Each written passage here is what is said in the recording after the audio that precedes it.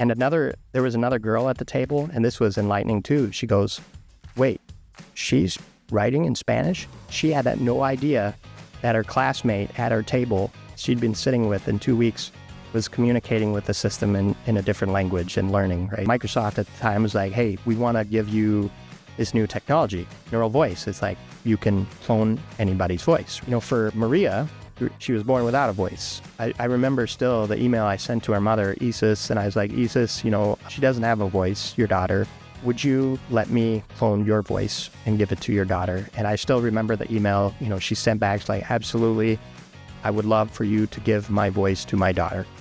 Well, awesome, Charles. Thanks for coming out today. And I know you are an evangelist for AI. You're an evangelist for the future and how the future looks bright, and you're excited about the future, which we're going to get into. Yeah. But first, I really want to step way back into helping us understand a little bit more of like who you had to become to get excited about things like this and your journey early on. So take me back to your childhood. Kind of where were you born? Where were you raised, and what were you like? This is great. Born in Rapid City, South Dakota. My mom's from Thailand, so we had to move to Thailand right after she graduated from college. So 4 years in Thailand, 4 years in Indonesia, 4 years in the Netherlands, 4 years in Louisiana, which is like its own country sometimes, So, but yeah, just all over the world, all different cultures, and I got to see the world from this beautiful perspective, across cultures. Yeah. You mentioned your mama's from Thailand, but can you tell me a little bit about the rest of your family? So you mean on... Yeah, brothers, sisters. Brothers and sisters. I got one sister who's out in LA now. She was born in Thailand. My grandfather, Pearl Harbor survivor on the U.S. side. My grandfather in Thailand was a railroad conductor on the Thai Railroad. I have 3 boys now. My wife is from Indiana.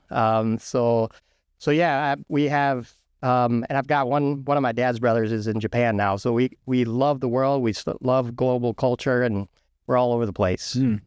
Now, you mentioned that you did a lot of traveling, and you spent a few years in different countries. You alluded to, but what were some of the main reasons that you did that?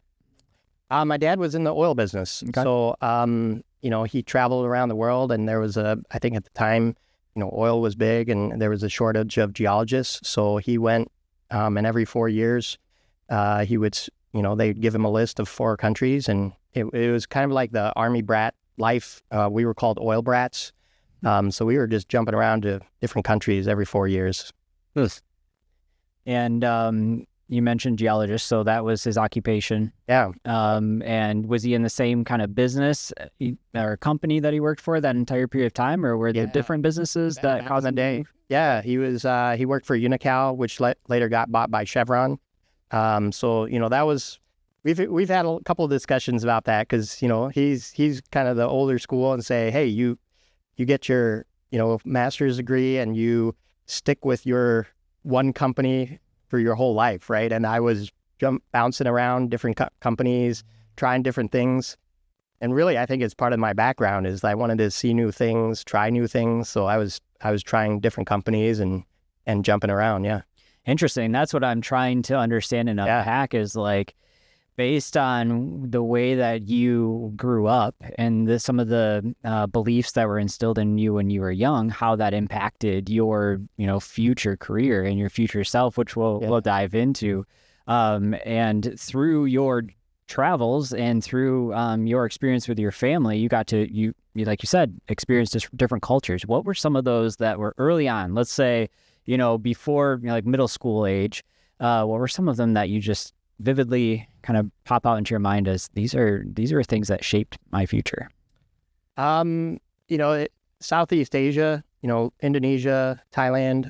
Indonesia was fascinating. Thailand's Buddhist country, right? And Indonesia is 4th largest country in the world, and it's a Muslim country, right? But you go to different countries and you experience, and the Netherlands, I think not very religious right now, right? So it was just interesting to jump from one country to another and see, like, you go to Thailand, it's 99% Buddhist, and you're like, wow, and you come to the U.S. or, like Italy is all Catholic, right? Or Vietnam or something.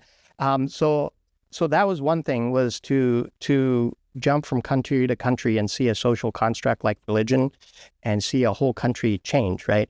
Also food styles, like Southeast Asia, you go to Thailand and the food's like very tasteful, everything's different. You go to Indonesia, just a couple islands over, and the food, just different flavors, different styles of cooking. You go to the Netherlands, different styles of cooking, right? So I think seeing how different communities and cultures adopt different things like religion and food, and that's really shaped who I am today, is, that diversity in ideas and crafts and art and everything. So it shaped it. Does it make you curious about different things in different areas? Like, hey, because you didn't always live in the same area with the same types of beliefs and the same cultures around you, you understood that, in travel, that in different locations you experience different religions and different cultures. Did that make you even more curious to explore new places? Yeah, you see the world kind of from a distance, right? And you go into a culture and you learn that, the language is going to be different, the food's going to taste different, their values, culture is going to be different, their art, even how things look, they're going to have different values. So you go into every place kind of with that understanding. It's like everything about me is going to potentially, there's a core who you are, and you kind of reflect on who you are, but you go into different places with an understanding that things are going to be different here. And you may have to adapt some things and change and learn new things. Yeah. And you're talking a lot about the positives of travel, which and being involved in a different culture. Oh, I'm sure part of it was tough too. Can you think of some things that were difficult during those times growing up? Well, as a kid, right, you go into a new culture, you got to learn new things, make new friends, give up all your friends. You're like, wow, I have an identity, and you feel like community. And then 4 years later, you're like, why are my parents doing this to me? And when you're young, you don't realize this is going to shape you, and you're like, you just get upset. You're like, why are my parents putting me through this? Why did they do this? So I think it was hard, giving up your identity, changing your identity, giving up your friends. Yeah, I think it was tough growing up. So it's not always positive. I'm not sure it's for everybody, right, to go through that experience. Mm-hmm. Yeah. You're already alluding to some of the things that we're going to piece together through this conversation, and it's shaped you brought up, right? It's turned you into the unique person that you are today, and your unique look on the world, and which has led to your version of success too, which is exciting. Now, you mentioned the different cultures you've had the opportunity to get involved with, your travels. Tell me a little bit about after high school. Did you end up going to college? Did you end up taking that route, or what was your journey at that point in life? Yeah, I loved art, wanted to be an architect, I guess, and applied to a bunch of schools as an architect. Applied to one as an engineer, but they didn't have an architecture program, so went into civil engineering, switched over to electrical because I loved electronics, and then got out a bachelor's with electrical engineering degree and worked at Delphi Automotive in Kokomo, Indiana, but then had an itch, and because of, just the world and the situation at the time, I think we were in the 2008 slump, went back to school, got my MBA, my business degree, and like suffered. I mean, to go from engineering to the business, where engineering is black and white and then business is kind of fuzzy, and I was like, HR and sales, what is all this fuzzy stuff, and I really struggled with that, but I finished, and I'm glad I did. It shaped me too, the suffering has, I call it suffering. It was hard learning, but it shaped who I am today, because I got to be exposed to accounting and managerial accounting, HR, the soft skills too. So you mentioned some of the decision that you had to make to go back to school was because of the economy, kind of what was going on at the time. Yeah. What were some of the other factors that went into you deciding like, hey, I'm going to get my MBA? I just thought that education and more learning and a different perspective is kind of from my background. Again, I was like, if I add this to my skill set, I'm more valuable potentially. And so I wanted to do it from that sense. And one of the things the MBA really taught me too was that I didn't know about getting into it was group work. They had a cohort, 4 people work together on every assignment, all the case studies. And, it was painful while we're going through it. It was like, oh, now I have to work with this group and get this done. But afterwards, you learn negotiations, you learn, to divide things up, as a team. If you take certain things you're stronger at, right? It was leadership skills. That's what they were trying to teach you. But as a young person at the time, I was like, what is this? This is too hard. So, yeah. So you went back for your MBA. Where were you at with just your family at that point? Were you married at that point in life? Or Yeah. I was married. And during my MBA, we were married and we had our first child. And, thinking back, that's another thing is, when you have a baby, that's a lot of work. It's a lot of responsibility, right? And your priorities kind of change and shift. You start to realize this is, one of your biggest responsibilities and projects in the world. And you start to reprioritize things. And prior to that, what were your priorities? I wanted to travel the world and experience the world like my dad had done. I wanted to, climb the corporate ladder the way, we were supposed to climb the corporate ladder and provide, for the family. And this is thinking back, like what was I doing back then? But I think I just wanted to follow that path and that American dream, right? Get the degree and go into the corporate world and then hope that they send me overseas and experience that life, That is one of the things that you brought with you from your childhood, and you obviously saw more positives than negatives with it because you wanted to experience, or your family to experience that as well. But then this child comes into your life in the middle of your MBA, it sounds like, or about that time frame. And then things shifted for you. What were some of the, aha moments that you had that caused that shift? That shift. It probably happened later. It was probably not with, now I have 3 boys, right? And I'm going to fast forward a little bit because, I was living that life. I was in the corporate world. I was going 8 to 5. I was coming home. But I think pivotal moment, the moment what it was that changed everything for me was my wife called, said, I can't make it to this appointment for our son, a doctor's appointment, and I was like, I would feel guilty leaving my work to go to this, because I would leave other people with extra work and stuff. And I was like, this just feels wrong. I have a responsibility to my son, but I'm so pressured to stay here at work that I won't even take the time to take my son to the doctor's appointment, right? So I realized at that time I wanted the freedom with my time. My time with my kids, I would never get back because the kids will go to college and then they'll live their own lives, right? I was like, this is my last few moments to spend time with family and be with the family. And I wanted to own that time and be able to, be there for the boys, right? So yeah, that was probably the biggest pivotal moment of my life was that appointment that I couldn't make it. So you were in your office, your wife sends you a text or calls you and says, hey, I need your support to take your son to the doctor's appointment. And you said no. Yeah, it's like, I can't, I got to do this, this assignment, whatever it was. Yeah, I got to. And it was like right then when you're like, okay. Yeah, it was probably 6 months later. I was out of the corporate world, started my own business, went out on my own, scariest thing I've ever done. But when you were sitting in your office and you made that decision, what do you think were some of the factors that led to you deciding that you had to be at work right then?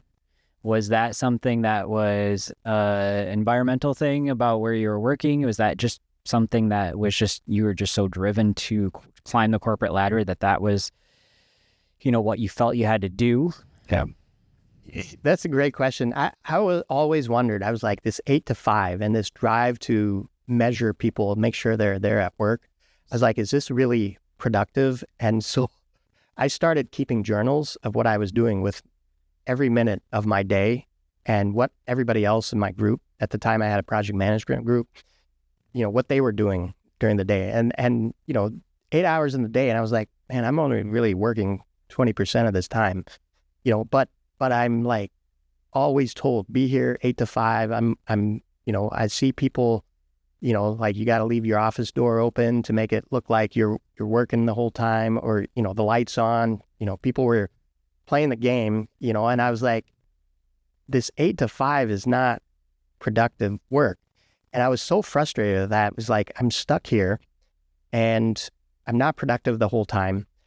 And some of this time I could really, be using it if I had the freedom to be with my boys, because it's not being produced. I saw people walking around and chatting and it wasn't really, really productive work for the company, right?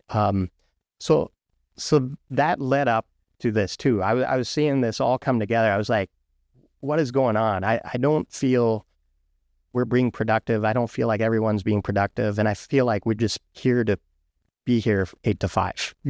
Your presence is what you felt like you had to deliver, but really it's the value of the work that you're doing. This leads into AI too, right? How do we measure productivity with AI? Because it's so productive. Yeah. I'm curious to understand why you could look up and make that call of, hey, the 9 to 5, the 8 to 5 really isn't productive, and I don't need to be doing this every single day, right? And I think part of it, which we might get into, is maybe a little bit of a generational thing, but like I know that it's always, our parents' generation, a lot of them, they did the 8 to 5. I don't know. Yeah. It sounds like your father did as well, throughout his entire career, kind of the 8 to 5. It's what everyone kind of did. Yeah. But it was kind of about the time frame that you're talking about is when it's like, it's okay to start asking questions about how do we be more productive, gig economy? Do we start, doing some remote work with the internet and different things? If you think back, was there anything that you saw or any mentors in your life that maybe helped you realize, like, maybe this 8 to 5 thing's not for me? Now that you're talking about this, I'm thinking through. It's like, how did I come to this realization? And my dad, he worked as a geologist his whole life, and he very, very hardworking, and he hated kind of HR, people checking in on his work, and he was like, worked all weekend, finding the oil, right? But when he retired, he bought a ranch out in Montana, and he works harder on the ranch in retirement now than he did when he was a geologist, and he worked hard as a geologist, right? But I've spent some time with him on the ranch. And when you work on a ranch or on a farm, like, you work hard, and it's, 6 a.m. till 6 p.m., 7 p.m. late. Some nights when you're irrigating, and all those hours are productive, and you felt so good at the end of the day, like working through that much productivity, right? But when I was sitting in the office sometimes in the corporate world, waiting for somebody to tell me this is the assignment you're going to work on, and you get it done, and then you're like, I still got to sit here for 5 hours, and I'm done with this. Then after you experience something like ranch work or farming, and you see corporate world life, I think you start to question, is this really productive, the best use of my time? Mm-hmm.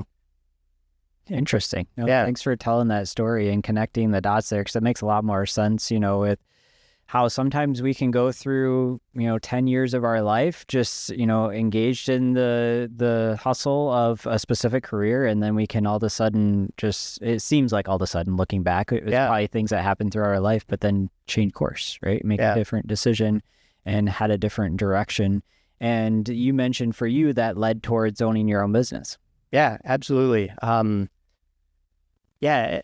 wanted to own my time, right? And I was like, how do I own my time? And then I was like, I'm going to start my own business. And I was like, what am I good at? And I was like, well, I'm good at seeing data, and I can almost visualize it in my head. And I was like, data is kind of the information it's what flows through the company. It's kind of like the blood in the company that delivers, it takes the information to the engineering department so they can make some drawings, and then it goes out to production and they make it, and then it flows to accounting, and accounting takes the data and turns it into revenue, right? And I was like, wow, this is crazy powerful. And based on my electrical engineering, like we look at electrons and we modeled it, and we think of electrons kind of as moving through pipes, and through wires and stuff. And I was like, oh, data for me is like electrons moving through wires, and I just understood it because of my background. So I was like, I'm going to do data analytics. And this was 5-6 years ago. And I was like, this is powerful stuff. Now you can visualize it with tools like Power BI, right? And I was like, oh, wow, you're translating. This comes from the cultural language thing I was experiencing when I was young. I was like, wow, if you break down the language barriers and you take this information that nobody understands, these spreadsheets that people look at, and they're like, what does this mean? And now I can give you a chart and says, if you want to change your company and make, increase productivity and make more money, here's the visual and here's the plan, right? And then like my eyes lit up. I was like, I got to do this. So that drove me. I was like, I can do this. Started the company. And then 3 years ago, I got into AI, which kind of just accelerated the whole thing. So yeah, and I can tell you get passionate when you're talking about data, and not a lot of people do, and I'm excited to dive deeper into it. And I didn't pace myself. You mentioned the looking at data and translating it kind of like different languages. Yeah. And just like understanding that just because what that Excel spreadsheet says, or that, table that you're looking at says, that doesn't mean that your manager that you're trying to explain it to says that. And I experience that pretty consistently with clients that we're working with. It's like, the manufacturing engineer, the guy out on the floor, knows exactly the flow that he wants the product to go through the shop, because he's calculated it all out and created all these different tables, but he can't get buy-in from leadership. It's so clear. It's right here. Yeah. But you got to put it in a format that they can understand, right? And you do that in a way that everyone can communicate together on. I'm excited. I'm looking forward to diving deep into what you're doing today. Yeah. But I'm going to save that. We're gonna hold on. All right. I'm gonna back up a little bit. You've made some intentional decisions throughout your life. One's getting into starting your own business. One's where you wanted to raise your family. One's how you wanted to show up for your family. What are some other, if you had to think through intentional things that you've done throughout your life, what are some things that you'd say, hey, that's helped me become who I am today out of an intentional decision? Intentional decision. So this is kind of interesting, like, education, curiosity, value that so much. But the winters here are hard. And this happened about, 6-7 years ago. I was like, I told my wife, Liz, I was like, we got to move. I can't take these winters. But she's like, no, Charlie, like, our kids are loving, the school here, West Otto. They go to West Otto. She's like, they love the schools. It's one of the best schools. You can move jobs if you want, but we're not going to leave this, and I reflect on that. And this is the teamwork thing too. I'm glad she did that because, and I value education so much and like a good school system. And that's why we stayed, right? Because the education system, I see it around here, is they value it so much. And now that we look back, that's a great decision for the kids, right? And that's my priority now, reflecting back. That was before I started my business, right? So, but it all aligned together is, right now the priority is spending time with those kids and setting up with an education and, critical thinking and a way to succeed in this new future, right? With AI just everywhere now, how are we going to set up for this next generation a better future for them?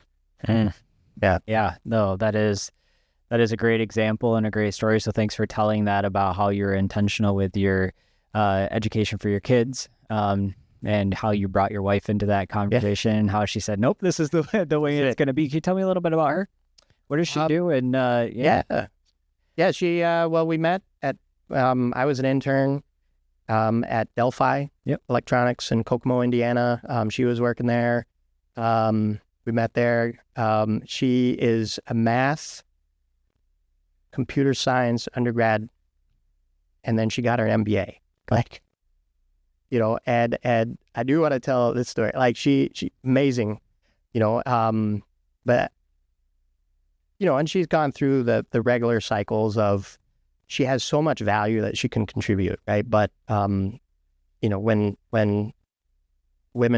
pregnancy, they come out of the workforce, then they have to go back in, and then she wanted to spend time with family, and then she had to go back, and she had to start over every time, and I was like, man, she has so much to contribute to society. I was like, we aren't, and she complained about this too. She's like, I just don't feel like my full potential, I have all this education, all this I can contribute. I'm just not reaching my full potential.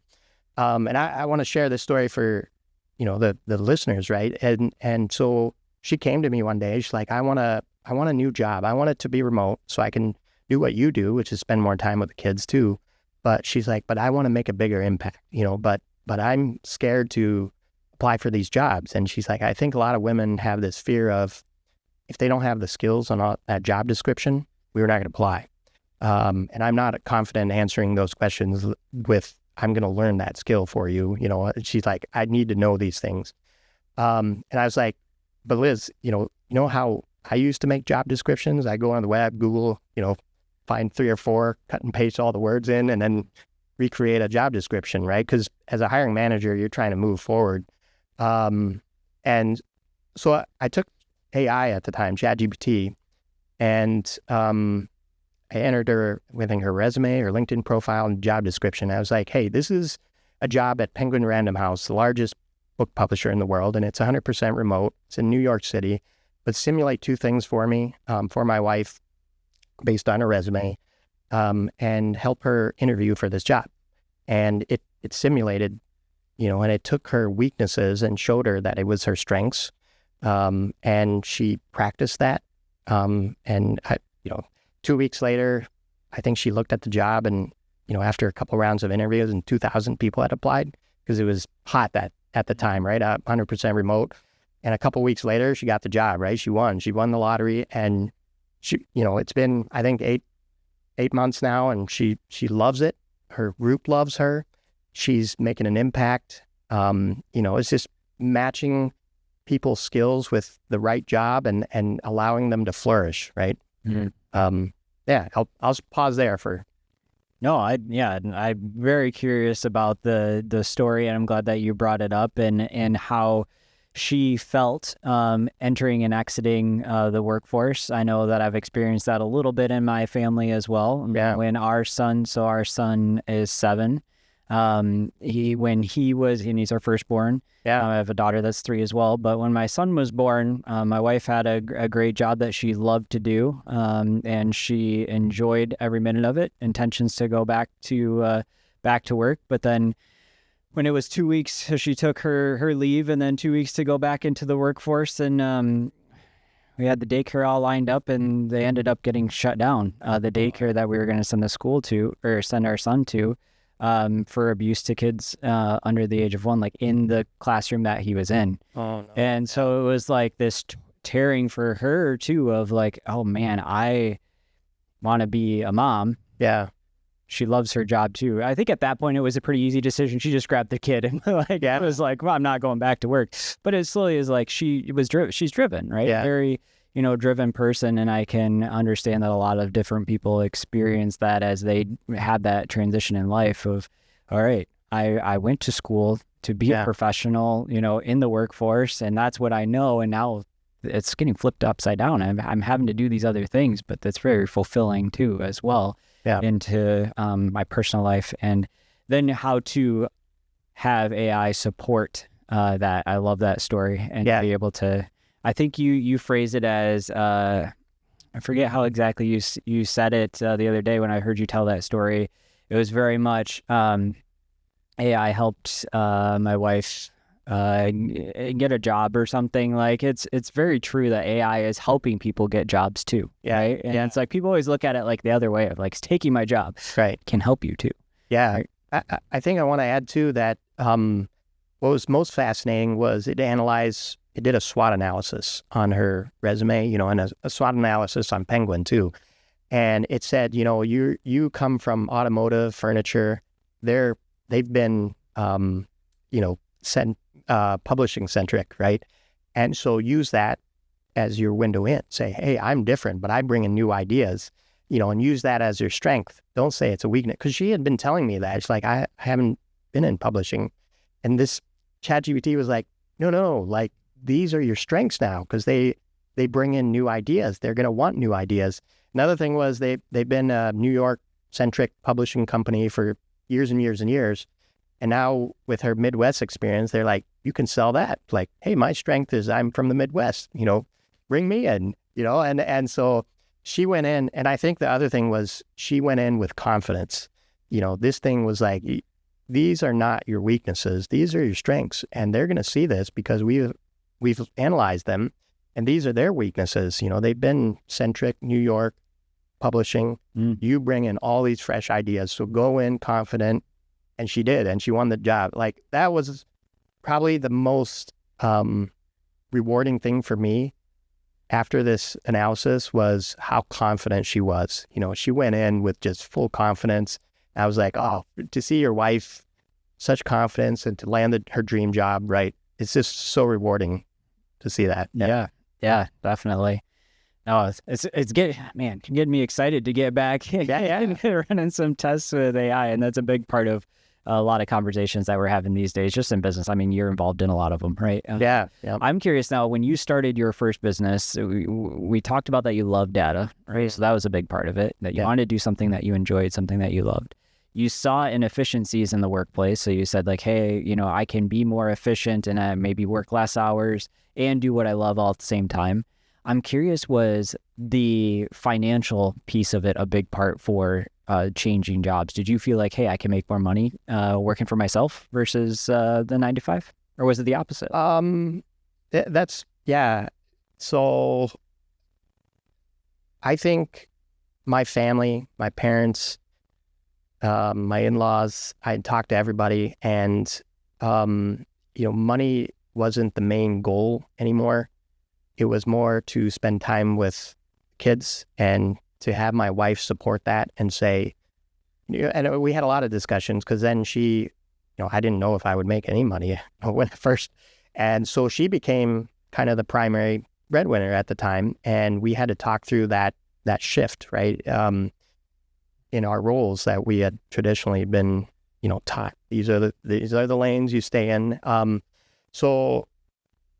And then we also had a discussion, and she said, I want you to do this because I want you to spend more time with the kids and spend time teaching them critical thinking and all those other life skills. And I don't want you to go to work 8 to 5 because I value that time you spend with them, right? And so that became more valuable than the money I would get potentially. So, I had some of those dreams, like potentially the cap when you just start your own business, right? There's no cap anymore. Like, you decide, how much time you want to put in. Yeah, you're betting on yourself, so you can make as much as you want. But I realized that's a lot of work. A lot of the sales, you work in the business, you're working on the data, and then you gotta, the job dries up, and you're like, oh, I haven't been doing any sales. You gotta go back and do that, back and forth. So I've got kind of used to that. I had to reevaluate what I wanted to do. And my wife had too. It's like, you can always go back to the corporate world if you want to. But now, I asked my wife the other day, we were going for a walk. Well, this was a couple of years ago now. I had been working for about 3 years. I was like, you want me to go back to the corporate world to get the 8 to 5, to get the regular paycheck? And she's like, I've never seen you so happy. It hasn't been as much as in the corporate world, my pay, but she's like, I haven't seen you so happy. Like, and you spend time with the kids, don't ever go back.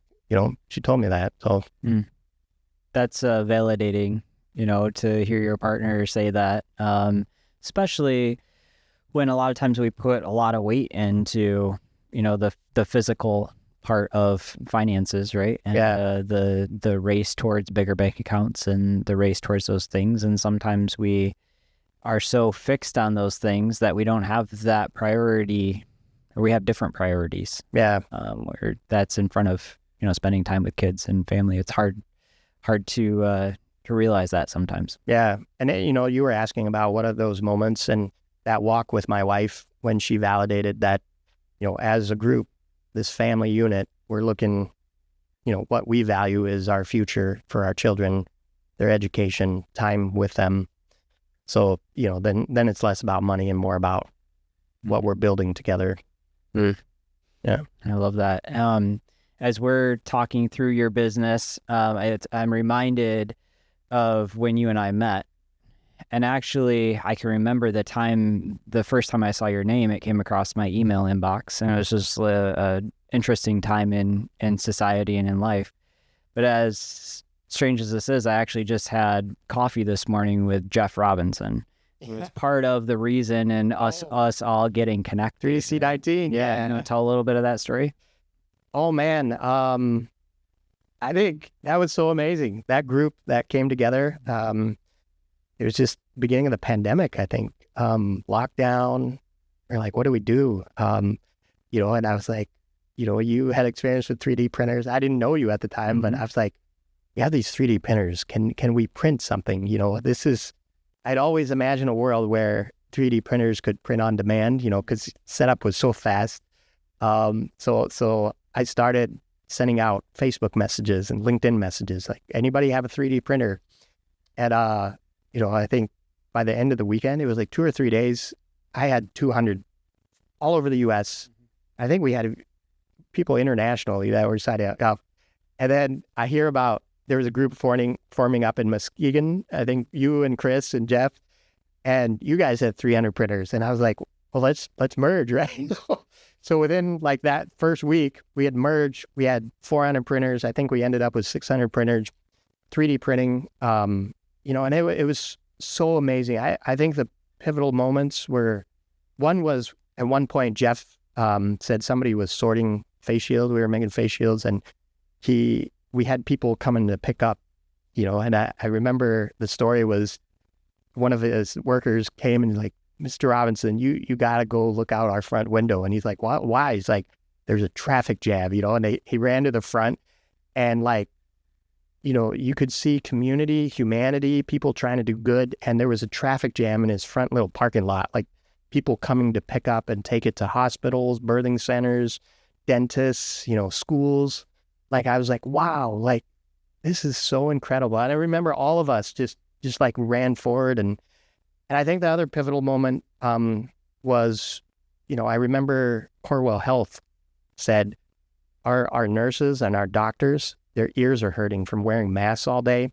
So we want 3,000 a week at the ear savers? Yeah. Yeah. And we want 3,000 ear savers within a week. Can you switch your whole production system? And I was like, I think we can. And I remember you designed the ear savers, and it was an email out to the fleet, people from all over the country. I was like, here's a new design, start printing.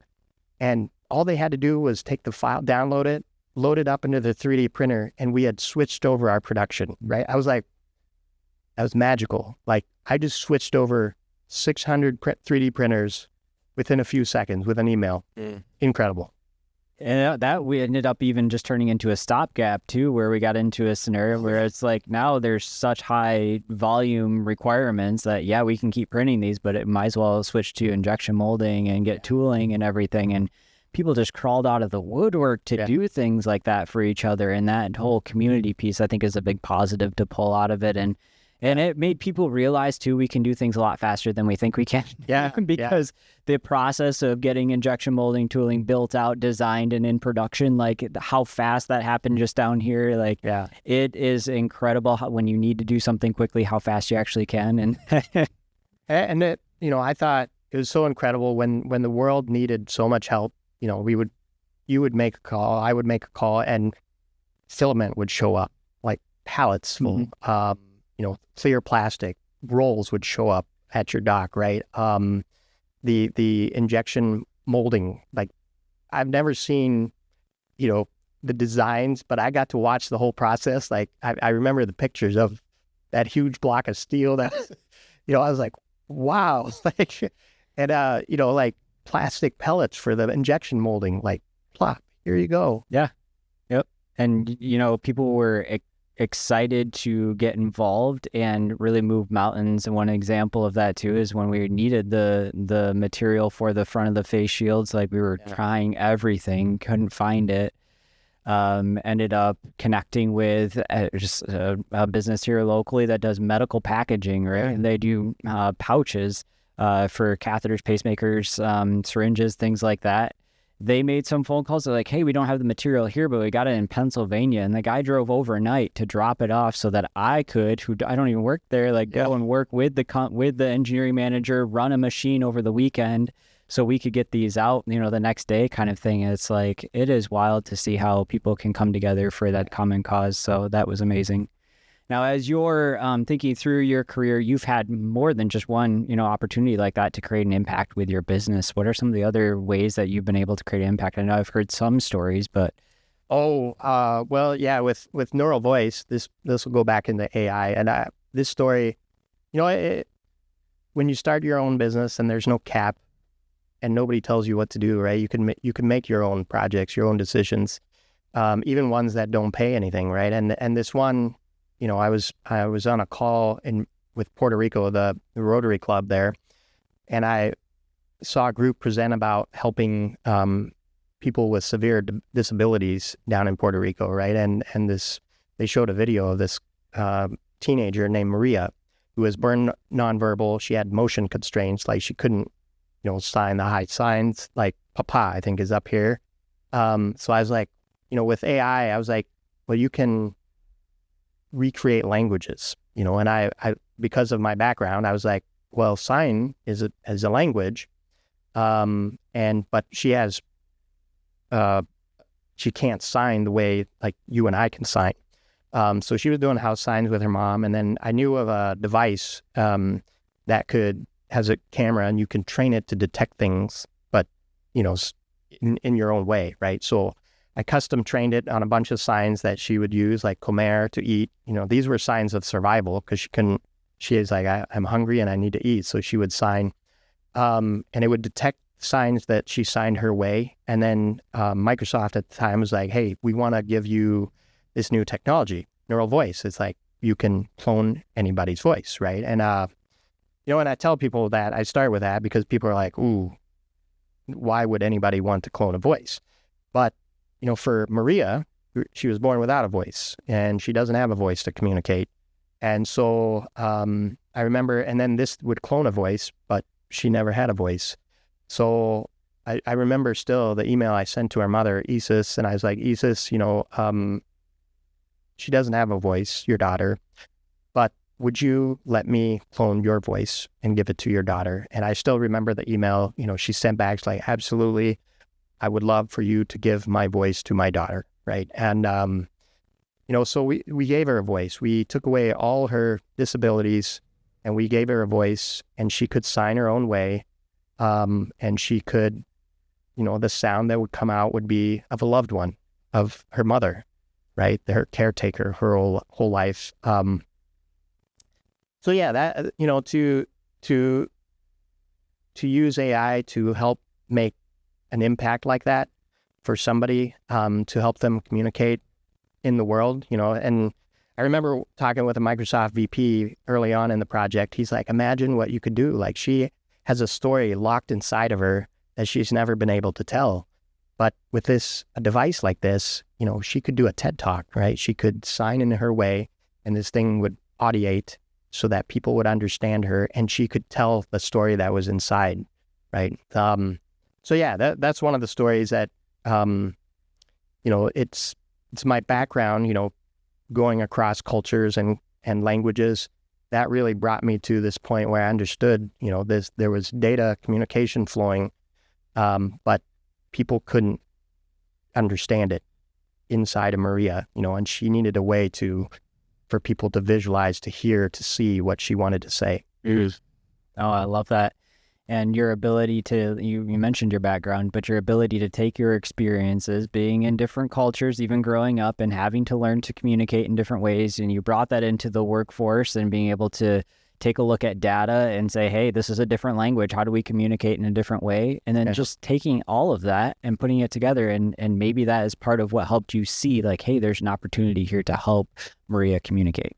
Yeah. Yep. I think so. And it was my early experience with AI where, I understood that, a lot of the AI now, we just use the form that's given to us. But I learned early on that you can customize the AI and retrain it. Like for Maria, she, certain signs she signed very, very differently. But you could train the AI to look at the way she signed it and translate it to, comer, mama, papa, or whatever, So I think with that critical piece, I was able to see for her that we could help her, translate and understand her. So did you do that as part of your business, or did you do that just kind of as a side project on your own? So that was a side project first, and I was exploring and learning about neural voice. And then that led to, I posted about that on social media, right? I was telling my story. And Mary Martin, who's here in Holland in West Michigan, she reached out to me on Facebook, said, I saw you do this. My husband was a former radio DJ, and because of cancer, he lost his voice.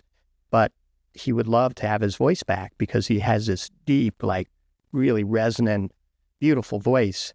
And, we found a VHS tape when he emceed an event at West Ottawa High School. It's kind of funny, but that was Amanda Chaco's. Mm-hmm. She found the VHS tape. So, my first thought was, where am I going to find a VHS tape player, right? And will it heat up this tape? But I found one at the library, Herrick District, right? I extracted the audio. We retrained his voice. So he says it's 95% like him. And I created an app where he writes in cursive on an app. It takes the handwriting and converts it into his old voice, and it audiates it back, right? And after that moment, I created a second business called MyAudioBank to carry on that part of the business. Yeah, to help people who, for any reason, if their voice is impaired, or any other communication methods, I wanted to give them a voice back into society, right? So yeah, it was just, I started a second company. That one doesn't move as fast because there's not as many cases, but it was just, very rewarding to be able to start two companies, Yeah, and two companies that have a big impact, and that you can do things that change people's lives, right? Yeah. And that's what you're describing, and that's what I was curious to unpack because I didn't know that part of the story. Yeah. But what I did have a feeling of is that by you experiencing what happened with Maria and being able to have that experience, that potentially that led towards a change in your, I would say career, but a change in what you thought was important in business. Absolutely. Because you wouldn't think, with AI, he creates these opportunities that have never been there before. Who would have thought you could create a business to give people somebody that, clone a voice, but a voice that is no longer there, and give it back to somebody. Or for Maria, take somebody else's voice and give it to them, right? So, but it was so meaningful for Maria and then for Chris. And I was like, there's more people, but they don't even know this exists yet.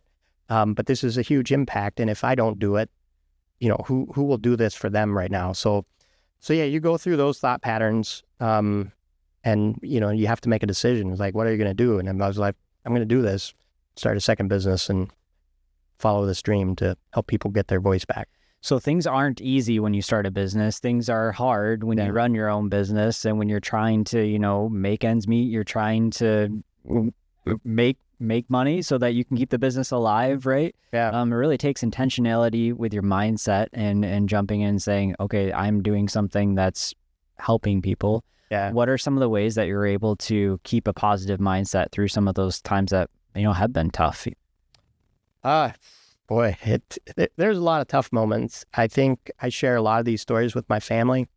At the dinner table, I was like, hey, I helped somebody today. They're heading into throat cancer surgery, and they're worried about coming out of the surgery and not having a voice. But I'm working to preserve his voice. A lot of them find out and they only have a couple weeks, right? So I tell my kids this, and then my wife will come back and reinforce, I was like, man, these are hard cases. If I don't get this done before the surgery and they lose their voice, they may never get their voice back, right? If I fail this.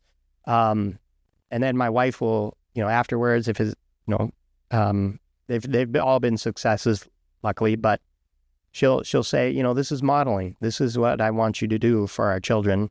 This is our mission, and our goal is to provide them with an upbringing that, allows them to face the challenges that we've faced. Because owning a business is hard. Some of these things are heart-wrenching stories, right? But she's like, you model and you fight through this, and then we want to show the kids this so that they can fight through, their battles in life too. So we look at it as an investment in our children's future to share how we battle and go through some of the hard times. Yeah, just camping out on the word that you said of model. And I just from what you've described, it sounds like you're doing a great job of that modeling. I know that it's not always easy to be a father. It's not always easy to be a parent. And, sometimes we look back and we're like, man, I could have modeled a little bit better.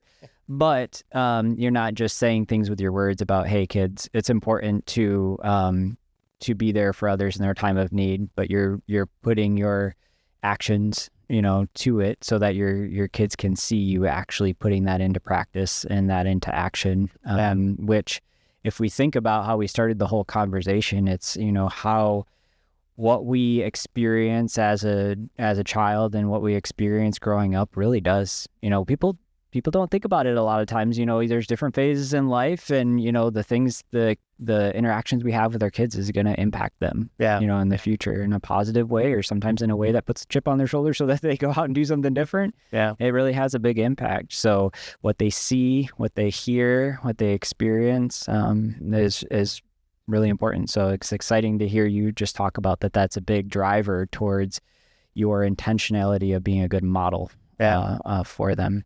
Now, I'm curious if you had the opportunity to go back and talk to middle school self, right? Yeah. What is something that you'd say to yourself as encouragement or a driver towards the future? It's kind of funny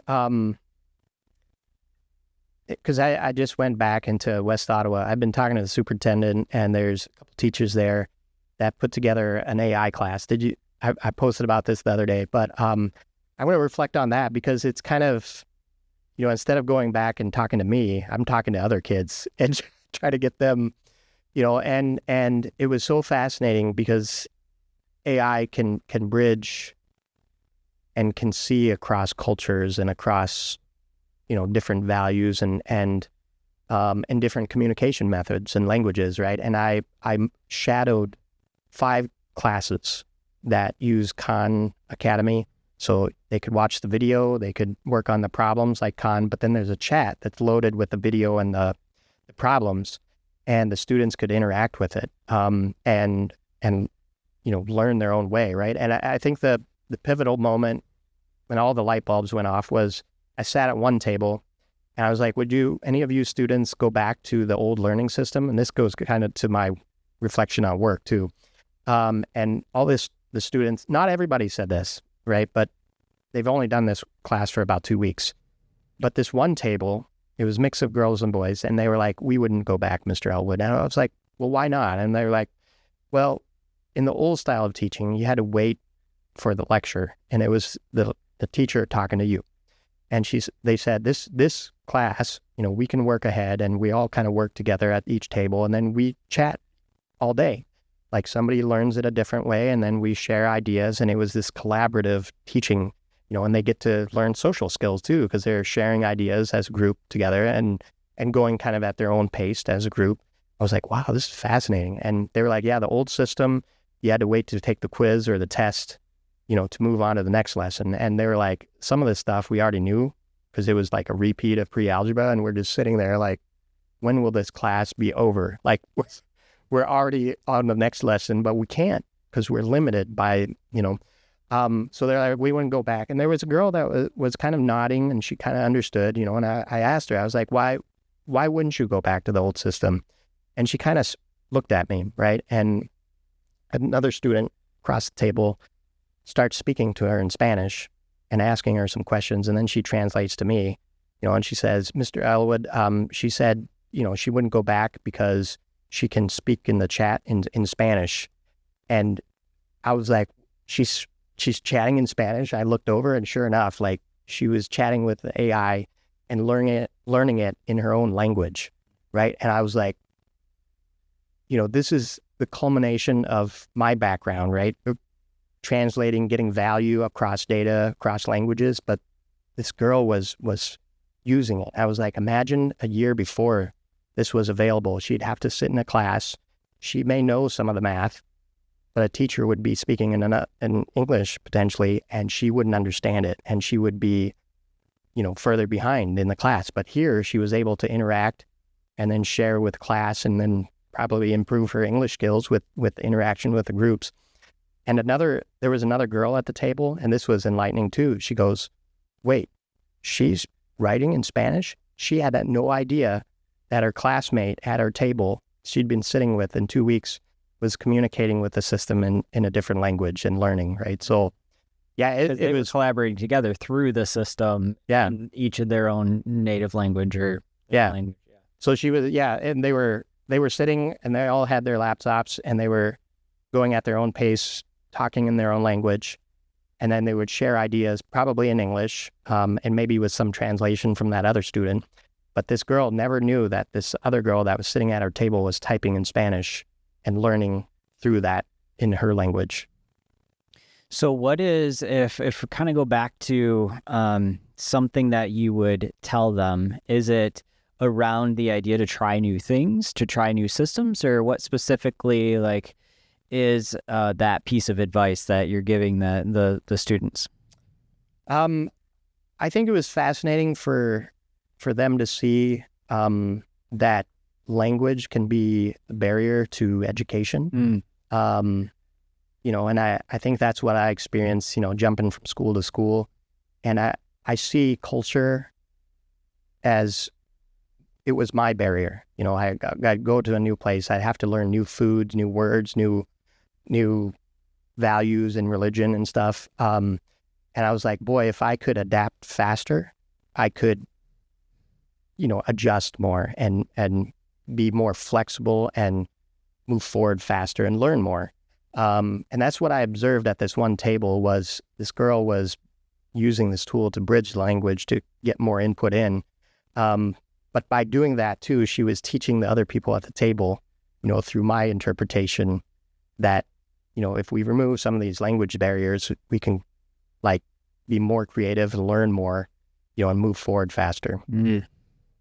Yeah, accept or adopt that change a little bit faster. And I've been thinking about this a lot lately, especially in, what I do is help businesses adopt new technology, and they're maybe leveraging a cloud data management system or a place to put their data that's different than where they used to put their data if we're talking data. Yeah. And, you're maybe not, when you're having those conversations, what's in their mind is wait, you want me to change the way that I've used to do things and then jump into something new. And it's not our natural tendency to accept that change, right? Yeah. Or to adopt something that's different from the way that we used to do things. But from the example that you gave, by their willingness to jump in and try it, by their willingness to jump in and say, hey, let's give it a chance, maybe there is a future that is actually better than what the current state of communication is, even though it might be a little awkward at first to give it a try. Yeah. And that's encouraging, right? If we all kind of jump into different situations with that mindset of just openness, that we understand that naturally we are afraid of change. Naturally, we are afraid of doing things that are different outside our comfort zones, right? Yeah. I know you talk a lot about public speaking and things like that, outside of your comfort zone, right? Yeah. But that's changed. Yes. Yeah. I guess the message for the listeners, is that has changed a lot. And I remember telling people starting your own business is like waking up every day and figuring out what your worst fear is, your next worst fear is. You go down the list and you're like, I'm going to tackle that one today, be it sales, be it public speaking, be it, whatever it is, right? You as a small business owner, you face those fears every day. And one of my biggest fears was always public speaking. And in the corporate world, I hated presentations. I mean, it's a strong word, but I did not like presentations. I would shake. I would, visibly, like people would comment afterwards, like, wow, that was a great presentation, but you got to stop shaking and being so nervous. Got to open your mouth. Sweating. Yeah. And so I was just deathly afraid. And, AI has actually helped me change that perspective, because I started with AI's help studying storytelling. And that's the language, I think, of humans. I learned that humans, when you can connect emotionally with a story, like people resonate, and they, and I gave that TEDx talk, right? And I use AI to kind of craft the story so that they would resonate it with it. In the story, Chris Martin, a lot of people in that audience that day, you were there. Yeah. They knew Chris, right? And when I told his story, this was the first time I've ever experienced this, but the crowd made an audible noise. It was like a sigh, like, wow, that was incredible. And that was the first time I felt a crowd like emotionally react to one of my stories. And I was like, wow, that is so powerful, right? If you tell a story and you connect emotionally, they're going to remember that story. Like, and I remember that moment. It was like, wow, I made a crowd make an audible gasp, because they knew Chris and they loved that story.